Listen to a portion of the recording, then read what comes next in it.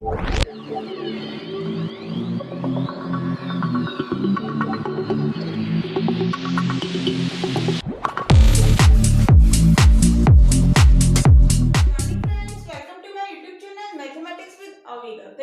सभी का आज फिर स्वागत है आपके इस YouTube चैनल पे। तो हम लोग क्या पढ़ रहे हैं? हम लोग पढ़ रहे हैं एमएससी सेकंड ईयर का कौन सा paper? Integral transform and integral equation. जो नए स्टूडेंट्स हैं उन्हें एक बार बता दूं मैं, एमएससी फाइनल ईयर के स्टूडेंट्स हम लोग सभी पेपर पढ़ चुके हैं, लगभग सभी पेपर पढ़ चुके हैं। आप लोगों को ज्यादा तो पढ़ना नहीं है, दो दो यूनिट पढ़नी है।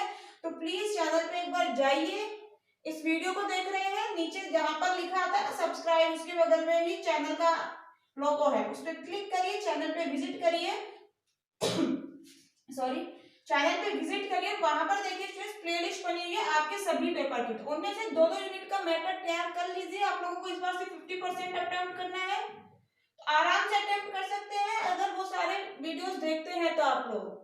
ठीक है स्टूडेंट्स, इस चीज की गारंटी, आप लोगों के नंबर कहीं ना कटे, सारे वीडियोस देख लिए तो आप लोगों ने।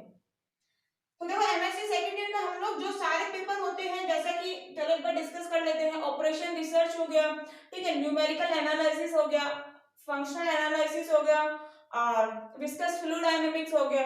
चार पेपर तो हो गए, टोटल 5 पेपर होते हैं। पांचवा हम लोग पढ़ रहे हैं integral transform and integral equation. ठीक है, तो आप लोग प्लीज उन्हें देखिए स्टूडेंट्स, जो नहीं देख रहे हैं शायद आप लोग काफी कुछ मिस कर रहे हैं। ठीक है, जो नहीं देख रहे हैं काफी कुछ मिस कर रहे हैं स्टूडेंट्स, देख लीजिए। फूरियर ट्रांसफॉर्म भी आज हमारा कंप्लीट होने वाला है लगभग। ठीक है, हम लोगों ने लाप्लास पहले पढ़ लिया था, फूरियर ट्रांसफॉर्म के इतने टाइम से स्टूडेंट्स क्वेश्चन कर रहे हैं, इनवर्स फूरियर ट्रांसफॉर्म के क्वेश्चन कर रहे हैं, लेकिन अब लास्ट मैंने क्वेश्चन लिया है इनवर्स फूरियर साइन ट्रांसफॉर्म का। क्वेश्चन तो हम लोग काफी कर चुके हैं, फॉर्मूले देख चुके हैं, लेकिन ये एग्जांपल इसलिए लिया गया है आज क्योंकि स्टूडेंट्स इसमें कुछ ऐसे फॉर्मूले यूज किए जा रहे हैं जो आप लोगों को मालूम होने चाहिए, अगर वही फॉर्मूला बेस अलग क्वेश्चन आ जाए तो आप लोग कर सके। ठीक है, तो देखिए स्टूडेंट्स, जितने भी लेक्चर अभी तक हुए हैं उनका लिंक सभी का डिस्क्रिप्शन बॉक्स में, आप लोग चाहें तो चेकआउट कर लीजिएगा। इसके बाद स्टूडेंट्स अपने क्वेश्चन खत्म हो जाएंगे फूरियर वाले। ठीक है, उसके बाद अपन फूरियर में आगे भी काफी कुछ है, ठीक है, आगे भी थ्योरम्स वगैरह है, प्रूफ पूछे जाते हैं, तो वो हम लोग देखेंगे। तो देखो क्या है आज का क्वेश्चन। जो आज का क्वेश्चन है, पहली बात तो 1996 में, 1996 एंड 2001 में, ठीक है, 2001 में राजस्थान यूनिवर्सिटी में पूछे गए थे आप लोगों से ये क्वेश्चन। तो देखो क्या कह रहा है, एफ एक्स निकलवा रहा है, इसका साइन ट्रांसफॉर्म दे दिया e की power minus A P upon P. यहाँ पर कंप्लीट नहीं लिखा students, Fourier sign transform, tension मतलब एग्जाम में लिख के देगा। ठीक है, ये हमें पता है चैप्टर फूरियर ही चल रहा है, इसलिए मैंने नहीं लिखा, तो एग्जाम में टेंशन ना लेनी है। क्यों नहीं लेनी है स्टूडेंट्स, लिख के देगा। ठीक है, चलिए एफ एक्स निकालना है और इसका फूरियर साइन ट्रांसफॉर्म दे दिया ये। एफ एक्स निकालने के बाद F S inverse 1 upon P और निकालना है। क्या कह रहा है, ये कुछ भी नहीं कह रहा है स्टूडेंट्स, आपसे एफ एक्स पूछ रहा है, एफ एक्स पूछ रहा है और इसका फूरियर साइन ट्रांसफॉर्म यानी कि इसका एफ एस की वैल्यू दे दी है e की power minus A P upon P, और इस एफ एक्स की वैल्यू निकलवाना चाह रहा है। तो क्या दिक्कत है, हमें पता नहीं है क्या फॉर्मूले, हम सारे फॉर्मूले पढ़े थे, फूरियर साइन, फूरियर कोसाइन और फूरियर, और इन तीनों के इनवर्स, 6 फॉर्मूले मैंने आप लोगों को बताए थे स्टूडेंट्स। तो उस पे बेसिस तो क्वेश्चन है, कहाँ दिक्कत है, ये आ जाएगा। इसकी हेल्प से हमें F S inverse 1 upon P निकालना है, कुछ भी नहीं है, ये आ जाएगा। आप लोग इनवर्स वाले फॉर्मूले से तो करोगे ना इसे, तो ये आ जाएगा, तो क्या 1 अपॉन पी का नहीं आ जाएगा, इनवर्स फूरियर साइन ट्रांसफॉर्म अवश्य आएगा स्टूडेंट्स।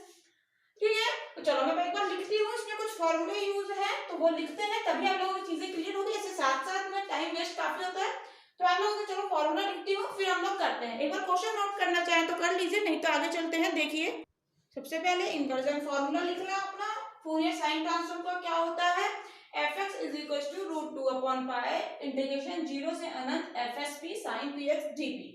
कोसाइन का कहते हैं यहाँ कॉस पी एक्स आ जाता है। ठीक है, फॉर्मूला आप लोगों को याद होने के स्टूडेंट्स, मैं स्टार्टिंग से आप लोगों से कहती आ रही हूँ, अगर फॉर्मूले याद नहीं है तो इनका क्या मतलब है, जब फॉर्मूला याद नहीं है तो आप लोग क्या करोगे, मतलब फॉर्मूला सबसे पहले याद होना चाहिए, उसी के बाद तो आगे के स्टेप है। ठीक है, तो देखो यही लिखा है, now by the inversion theorem of Fourier transform क्या होती है, F x is equal to this. अब ये एफ एस पी क्या है, आज तो ये खत्म होने वाला है चैप्टर, अब मत पूछो ऐसी चीज है एफएसपी क्या है। ये जो है उसी को एफएसपी कहते हैं। जैसे यहाँ पर खाली एफ होता तो यहाँ पर एफ आ जाता, सिंपल, ठीक है। सी होता है यहाँ तो यहाँ सी आ जाता है। तो एफएसपी की हम लोगों ने सिंपल सी वैल्यू पुट कर दी, ई की power minus A P upon P, और सारी चीज एक साथ एज इट इज लिख दी है। एक नंबर इक्वेशन, ठीक है। इक्वेशन नंबर फर्स्ट डालने के बाद स्टूडेंट्स देखो हम लोगों ने यहाँ पर जैसे कि पहले करते थे बिल्कुल उसी तरह से डिफरेंशिएट करा है और कुछ नहीं। लेकिन आप लोगों को आज नया वर्ड कुछ दिख रहा होगा, मैं आज भी बिल्कुल उसी तरह से डायरेक्ट डिफरेंशिएशन कर सकती थी, लेकिन आज लास्ट लेक्चर में आप लोगों को सारे फॉर्मूले पता होना चाहिए, पता होना चाहिए स्टूडेंट, इसीलिए मैंने आप लोगों के साथ आज ये वर्ड शेयर करा है, तो ध्यान से समझ लीजिएगा। डिफरेंशिएटिंग दिस, ये जो भी इक्वेशन है f(x) is equal to differentiating this with respect to x, x के रिस्पेक्ट में डिफरेंशिएशन कर रही हूं, मैंने कहा by the Leibniz rule, LEIB ठीक है, अपोस्ट्रोफी s रूल। क्या होता है, क्यों लिखा ये, कुछ भी नहीं, इसको बाद में समझेंगे, पहले डायरेक्ट समझो जैसे अपन अभी तक करते आ रहे थे कि डिफरेंशिएट कर रहे हैं x के रिस्पेक्ट में, अवकलन कर रहे हैं, तो कर दो भैया f का तो सीधा सा df/dx, वहां करिए √2/पाई एज इट इज। क्या हम x के रिस्पेक्ट में कर सकते हैं, तो एक बार चेक कर लेती हूँ, बिल्कुल कर सकते हैं अवकलन x के रिस्पेक्ट में, क्योंकि समाकलन p के रिस्पेक्ट में। यदि यहाँ x होता तब नहीं कर पाते, जब तक पहले इंटीग्रेशन होता उसके बाद डिफरेंशिएशन होता, लेकिन यहाँ p के रिस्पेक्ट में हो रहा है और डिफरेंशिएशन x के रिस्पेक्ट में कर सकते हैं, तो कोई दिक्कत नहीं भैया करो। तो √2/पाई 0 से अनंत, यहाँ x है नहीं, एज इट इज लिख दो इतनी टर्म। तो साइन में x है तो करो, साइन का क्या होता है cos, तो cos px, अंदर क्या टर्म है px, तो px का क्या होगा x का 1 बचा p, मल्टीप्लाई में आ गया p dp as it is. अब देखिए p से p कैंसिल हो गया, ठीक है, ध्यान से देखना, p से p कैंसिल हो गया, मैं इसे हटा रही हूं, p से p कैंसिल हो गया, एक बार हटा दे जरा, तो क्या ये फॉर्मूला नहीं बन गया क्या बीएससी वाला, इंटीग्रेशन e की power minus A P cos P x G P. क्या आप लोगों ने स्टूडेंट्स फॉर्मूला पढ़ा था, यहाँ लिख देते हैं, ध्यान से देख लीजिएगा, क्या फॉर्मूला आप लोगों ने पढ़ा था, इंटीग्रेशन e की पावर ए X cos B X D X. ये हम कुछ फॉर्मूला पढ़ते थे, डायरेक्ट इंटीग्रेशन का क्या होता है, e की power A x as it is लिखिए अपॉन में a square plus b square, ठीक है, ब्रैकेट, ब्रैकेट के अंदर का टर्म यहाँ लिख देते हैं, क्या होता है a, फिर ये पूरा टर्म लिखो cos bx, फिर प्लस जो b है इसी को लिखो, cos आ गया, तो साइन कैसे रह सकता है, cos और साइन तो एक साथ ही चलते हैं, cos और साइन तो एक साथ ही चलते हैं ना, ऐसे तो अपन याद करते हैं। तो e की power ax upon a square plus b square, और अंदर ब्रैकेट के अंदर a cos bx plus b लिखा, फिर sin bx। अब देखो क्या यही फॉर्मूला यहाँ अप्लाई नहीं कर सकती, यहाँ तो माइनस है वहां तो प्लस है, अरे स्टूडेंट्स माइनस से क्यों घबरा रहे हो, ये लो माइनस ए पी, क्या अब पॉजिटिव हो गया, x की जगह तो कुछ भी नहीं p है, देख लो dp है, यहाँ dx है, और a की जगह माइनस है, तो बहुत सिंपल ही कर देंगे, क्या होता है e की power ax a square plus b square, e की power minus A P upon a square minus a का स्क्वायर करोगे प्लस ही हो जाएगा, प्लस क्या होता है b स्क्वायर, b बोले तो x के पास जो है, यहाँ p के साथ चाहिए तो x ही या तो बोलिए तो एक्स स्क्वायर है, ब्रैकेट a cos bx तो माइनस a cos bx ऐसे चीज आ गया, प्लस क्या होता है b यानी कि जो x के साथ है, अच्छा जी यहाँ तो p है ना, तो p के साथ x है तो x बाहर sin px, ठीक है, कुछ भी नहीं करा, इंटीग्रेशन की लिमिट लगा दी 0 से अनंत।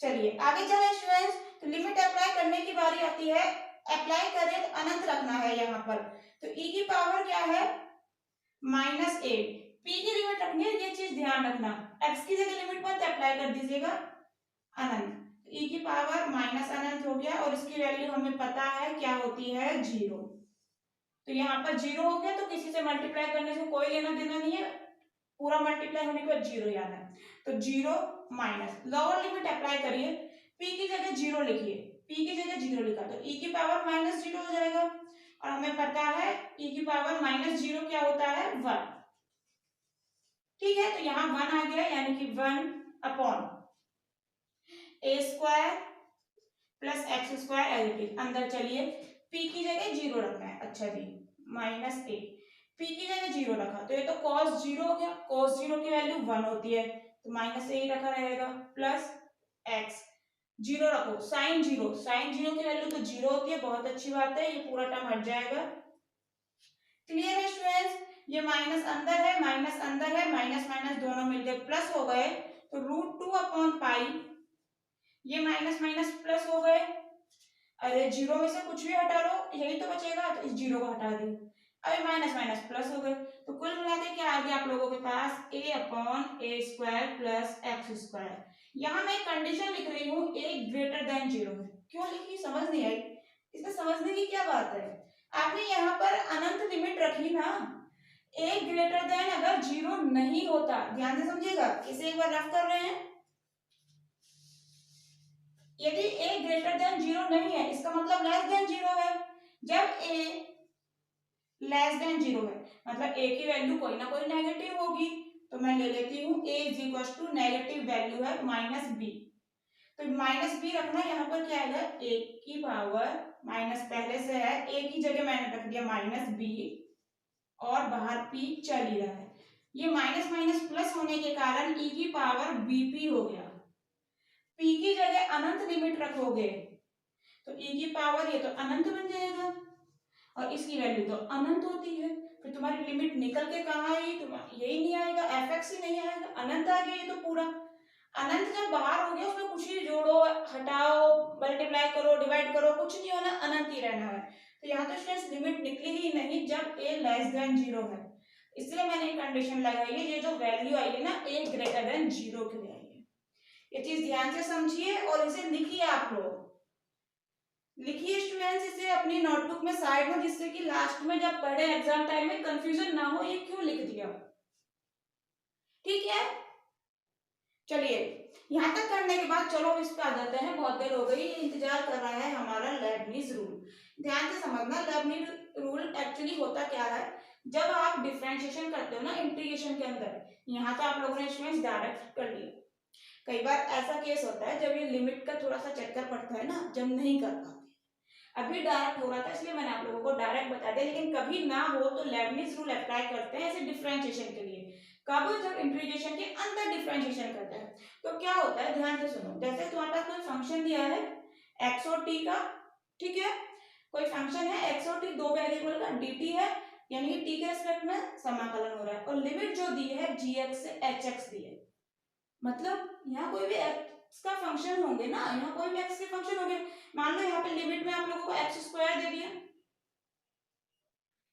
यानी कि जब लिमिट अप्लाई करोगे तो टी की जगह एक्स स्क्वायर रखोगे, समझ रहे हो। इस तरह से है, कोई भी आप लोगों के पास फंक्शन है एक्स का, और फिर करा रहा है डिफरेंशिएशन एक्स के रेस्पेक्ट में, तो ध्यान रखो डिफरेंशिएशन तो कर सकते हैं क्योंकि समाकलन टी के रेस्पेक्ट में है, तो इसको अंदर भेज सकते हो, लेकिन जब लिमिट इस तरह से हो फिर चक्कर पड़ता है, नहीं हो पाता डायरेक्ट। तो आप लोग ध्यान से समझिए, इस तरह से कैसे करते हैं इंटीग्रेशन gx से hx एज इट इज, इसका करते हैं आंशिक अवकलन।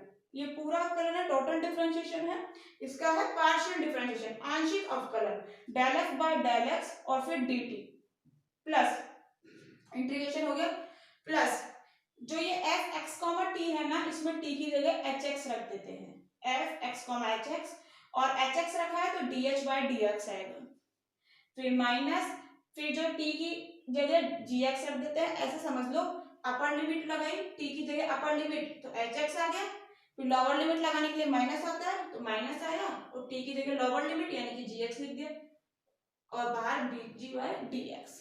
ठीक है, ये फॉर्मूला होता है। ये चीज समझने में शायद कंफ्यूजन नहीं होना चाहिए। अगर तुम्हारे पास एफ एक्स बराबर ऐसे मान लो एफ एक्स बराबर तुम्हारे पास दिया गया है 2x, ठीक है, मैं इस तरह से समझा रही हूँ ये लिमिट कैसे रखी है। तो क्या तुम एफ टी नहीं निकाल सकते, बिल्कुल निकाल सकते हैं ना, 2t, x की जगह तो चेंज करना है, तो बस यही जो ये फंक्शन की वैल्यू हो उसमें t की जगह एच एक्स रख दीजिएगा। क्लियर है, ये लेबनीज रूल होता है स्टूडेंट्स, इसे मैं रफ कर रही हूँ, और लेबनीज रूल प्लीज लिख लीजिए, यूज आता है। यहाँ डायरेक्ट हो गया, आगे आने वाले ट्रांसफॉर्म में डायरेक्ट नहीं होगा ये इंटीग्रेशन। जब ये रूल मैं यूज करूंगी प्लीज अभी नोट कर लीजिए, जल्दी से नोट कीजिए स्टूडेंट्स। फिर हम लोग आगे चलते हैं df बाय dx हमारे पास यहाँ तक आ चुका है। तो नोट करने के बाद स्टूडेंट्स आगे चलेंगे यदि हम, तो देखो आगे क्या करेंगे, ये नोट कर लेना स्टूडेंट्स, भूल मत जाना, ये चीजें बहुत इंपॉर्टेंट है, नोट करो जल्दी से, आगे चलें। देखिए तो अपने पास df by dx is equal to यहाँ तक पहुंच गए थे, यहाँ लिखा था मैंने एज इट इज, ये चीज यहाँ उठा के लिख दी है, देख लीजिए आराम से, ठीक है। df बाय dx आने के बाद कुछ भी नहीं, इंटीग्रेशन करा मैंने, क्योंकि मुझे एक्चुअली चाहिए क्या, मुझे तो fx चाहिए ना, तो बस यहाँ से fx निकालने के लिए डिफरेंशिएशन है, fx चाहिए, इंटीग्रेशन कर दो। तो इंटीग्रेट करा इसे, तो अवकलन की जगह समाकलन करा तो अपने पास सिंपल fx आ जाएगा इज इक्वल टू, ये तो कांस्टेंट है भैया, एज इट इज रखा रहेगा, ये आप लोगों ने पढ़ा होगा 12th क्लास में स्टूडेंट, सारे फॉर्मूले पढ़ाए जाते हैं इंटीग्रेशन के, तो आप लोगों ने वहां पढ़ा होगा integration of a upon a square plus X square, ठीक है। इसी तरह से साइन इनवर्स के भी होते हैं, साइन का भी होता है, यहाँ मैंने tan का यूज करा है, ठीक है। तो क्या होता है, इसका इंटीग्रेशन सीधा सीधा होता है tan inverse x upon a। 12th class में पढ़ाए जाते हैं स्टूडेंट्स ये फॉर्मूला, तो मैंने बस यही फॉर्मूला यूज करा, इसका इंटीग्रेशन डायरेक्ट लिख दिया, tan inverse x upon a। Integration करा है तो कांस्टेंट ऑफ इंटीग्रेशन भी आएगा, वो a है, where a is constant of integration. fx तो आ गया जो मुझे चाहिए था, लेकिन ये कहां से आ गया अभी, अब इसे हटाओ, तो ये हमने प्रीवियस लेक्चर में भी हटाना सीखा था। हम अपनी मर्जी से कुछ इस तरह की वैल्यू लेते हैं, x की, a की, p की, जो भी वेरिएबल है, कि ये a की कुछ ना कुछ वैल्यू निकल के आ जाए। तो देखो fx में एक तो ये इक्वेशन दे रखी है, इक्वेशन नंबर फर्स्ट, और एक fx में ये इक्वेशन दे रखी है, समझ रहे हो, एक तो fx में ये इक्वेशन है और एक fx में ये इक्वेशन है। तो मैंने आपसे कहा था ज्यादातर वैल्यू जीरो रखे करो, आंसर आ जाएगा, प्रीवियस में भी जीरो रखी थी, बिल्कुल यहाँ भी जीरो रखी है, देख लो। नाउ व्हेन x बराबर जीरो, तो देखो जब मैंने x बराबर जीरो पुट करी वैल्यू, तो एक बार फर्स्ट इक्वेशन देखना, x बराबर यहाँ जीरो पुट करा तो साइन जीरो की वैल्यू जीरो होती है, पूरा पूरा इंटीग्रेशन गया स्टूडेंट्स। इंटीग्रेशन क्या, जब इंटीग्रेशन की वैल्यू जीरो आ रही है तो उसके मल्टीप्लाई में जो भी हो रहा है कोई लेना देना नहीं, जीरो, तो f जीरो बराबर यहाँ से जीरो आ जाता है इक्वेशन नंबर एक से। अब एक बार सेकंड देख लेते हैं, जब f जीरो जीरो आ गया, x की जगह जीरो पुट करा, f zero is equal to root two upon pi tan inverse zero upon a plus a। अब यहाँ पर जीरो में किसी का डिवाइड करो, नॉर्मल सी बात है जीरो ही आती है, तो इस a को हटा दीजिए। अब क्या मैं इस जीरो की जगह tan जीरो नहीं लिख सकती, अरे क्यों नहीं लिख सकते, हाँ tan जीरो की वैल्यू क्या जीरो नहीं होती है, तो बिल्कुल लिखिए, tan जीरो के बाहर tan इनवर्स और चल रहा है, सिर्फ ये चीज देखिए। तो ये आप लोगों ने पढ़ा होगा tan इनवर्स tan जीरो, यानी कि अगर यहाँ पर x है तो ये इक्वल टू x ही आ जाता है, यानी कि जो वैल्यू यहाँ है, तो यहाँ पर अभी मेरे पास जीरो है तो ये जीरो ही आ जाएगा, तो tan इनवर्स जीरो की वैल्यू कुल मिला के जीरो आ गई, समझ रहे हो। इस जीरो की जगह tan जीरो रखा क्योंकि मुझे पता है tan जीरो की वैल्यू जीरो होती है, तो इस टोटल की वैल्यू मेरे पास निकल के आ गई जीरो, तो जीरो को किसी से मल्टीप्लाई करो कोई लेना देना नहीं होता, जीरो, तो a प्लस जीरो, समझ रहे हैं, a plus zero is equal to a, और f जीरो का वैल्यू आप लोगों ने निकाल रखा है, a की वैल्यू अगर यहाँ पुट कर दे तो हमारे पास fx आ जाएगा, hence fx is equal to जो हमें रिक्वायर्ड आंसर है क्या आ जाएगा, root two upon pi tan inverse x upon a, ये आप लोगों का आ जाता है स्टूडेंट्स आंसर। क्लियर है, फटाक से नोट कीजिए, जो फॉर्मूले नोट करने हैं वो करिए, मैं इसको रफ करके अब बताती हूँ आप लोगों को, वो सिर्फ 2 मिनट का है, कुछ भी नहीं है उसमें, 2 मिनट का, आप लोग चाहो तो यही सॉल्व हो गया, यही हो गया स्टूडेंट सॉल्व। एक बार नोट करिए फिर आगे चलते हैं, हम लोग देखते हैं उसे भी।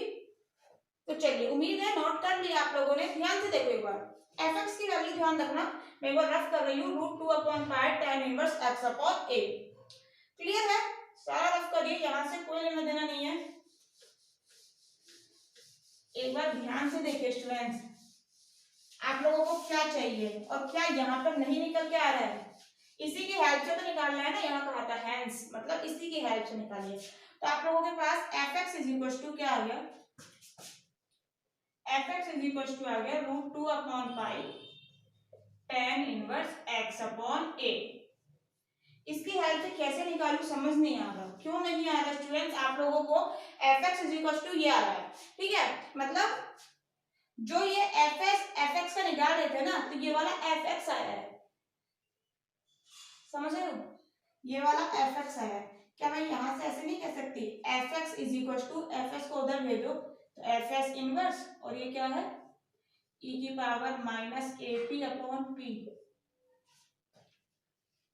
fx का बिल्कुल एक फॉर्मूला होता है जिससे अभी अभी हमने निकाला है, उससे डिनाई नहीं हो रहा है स्टूडेंट, उससे मना नहीं कर रही हूँ उस बात को कि यहाँ से ऐसे नहीं लिख सकते। ये सिंपल स्टूडेंट्स कुछ भी नहीं है इसमें, फर्स्ट टाइम लिख रही हो इसलिए ऐसा लग रहा है। सिंपल सा fx चाहिए तो ये क्या है fs इनवर्स है इसका।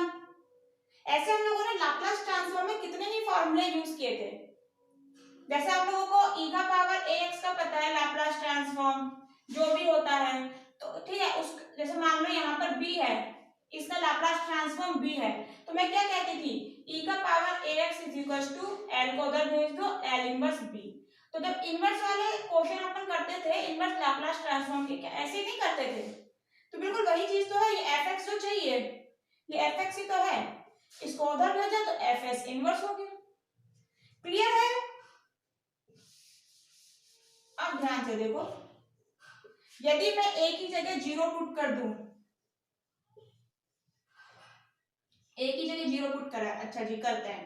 fx लिखिए पहले √2 upon pi tan inverse x upon a की जगह क्या 0 is equal to fs inverse a की जगह क्या 0 e का पावर माइनस 0p। कुल मिला के e का पावर माइनस 0 है, तो e का पावर माइनस 0 का वैल्यू 1 होती है अपॉन में p। कुल मिला के यहाँ आ जाएगा 1 अपॉन p, जिसकी की हमें आवश्यकता है। क्या इसी का वैल्यू नहीं निकालना है? तो बस हो तो गया स्टूडेंट्स, कहाँ गड़बड़ हो रही है? √2 अपॉन पाई x अपॉन 0, अपॉन में 0 का मतलब है इंफिनिटी, तो tan इनवर्स इंफिनिटी। और हमें अच्छे से पता है tan पाई बाय 2 की वैल्यू इनफाइनाइट होती है, तो अब आप लोगों को दोबारा लिखने की जरूरत नहीं है ये चीज tan inverse tan pi by 2, ये अंडरस्टूड होता है। यहाँ अनंत दिख रहा है तो डायरेक्ट इसकी वैल्यू, ये आप लोगों को समझ आ गया tan inverse tan pi by 2 क्या होगा पाई बाय 2। बट आप लोगों ने लिखना नहीं है बार बार, ये मैंने सिर्फ आपको समझाने के लिए लिखा था। तो √2 अपॉन पाई tan इनवर्स अनंत की वैल्यू क्या लिखनी है डायरेक्ट पाई बाय 2। ये किसके इक्वल है भैया? जो हमें चाहिए f इनवर्स 1 अपॉन p, पाई से पाई गया √2 से √2 गया, कुल मिलाकर आ गया √पाई बाय 2। आप लोगों का आंसर ये किसकी वैल्यू आई है F S inverse 1 upon p की। तो स्टूडेंट्स दोनों क्वेश्चन आप लोगों के हो जाते हैं यहाँ पर, जो कि एग्जाम में पूछे गए थे, इस बार पूछ ले जाए। फॉर्मूले मैंने आप लोगों को सारे बता दिए, तो प्लीज करके आइएगा, कहीं भी छोड़िएगा मत। जो चीज समझ नहीं आई है यहाँ पर मुझसे पूछ लीजिए। ये एफ एस लिखा है मैंने, कुछ भी नहीं, ठीक है। जो चीज भी समझ नहीं आई है मुझे पूछिए स्टूडेंट्स कमेंट में प्लीज, इसीलिए मैं साइड हो गई हूँ। देखिए जो भी लिखा आ रहा है, तो जो भी चीज समझना है कमेंट बॉक्स में जरूर पूछा करो, उसका जवाब आप लोगों को नहीं मिले तो बताइएगा। अभी तक जो भी कमेंट हुए हैं सभी के जवाब दिए जाते हैं स्टूडेंट्स। एक चीज मैं आप लोगों को बता दूं, एक कमेंट किसी ने करा, ठीक है, तो उसके अंदर जो रिप्लाई का ऑप्शन आता है ना, वहां पर आप लोग कमेंट मत किया करो, क्योंकि उसका नोटिफिकेशन मेरे पास नहीं मिल पाता है, फिर वो कई बार मिस हो जाता है। अगर आप अलग से कमेंट करोगे ना, नॉर्मल जैसे कमेंट करते हैं तब मुझे पता लगेगा, लेकिन किसी ने कमेंट किया हुआ है और वहां पर जो रिप्लाई का ऑप्शन आता है, आप वहां पर कोई चीज लिख देते हो, कोई भी चीज मुझसे पूछने के लिए, तो वो मुझे पता नहीं लग पाता है। मैंने चेकआउट किया तो ऐसे कमेंट मिले मुझे, उन्हें तो काफी टाइम हो गया, 6-6 महीने हो गए, 1 साल हो गया, अब क्या फायदा उन कमेंट का रिप्लाई देने से। तो आप लोग इसलिए जो नॉर्मल कमेंट करते हो वहीं पर करो, किसी के और कमेंट के रिप्लाई में कमेंट मत करो, समझ रहे हो। जो नीचे आपके जहां वीडियो देख रहे हो कमेंट बॉक्स आ रहा है, वहीं पर सीधे कमेंट करना है। किसी और ने कमेंट कर रखा है उसके रिप्लाई में जाके मत करो, मैं फिर बोल रही हूँ। शायद समझ आ गया आप लोगों को जो भी मैं समझाना चाह रही थी स्टूडेंट्स। ये लेक्चर खत्म होता है यहाँ पर, आप लोगों का नेक्स्ट लेक्चर में आप लोग पढ़ेंगे इससे आगे का एक इम्पोर्टेंट थ्योरम जो कि बहुत बार पूछी गई है। चलिए बहुत बहुत शुक्रिया।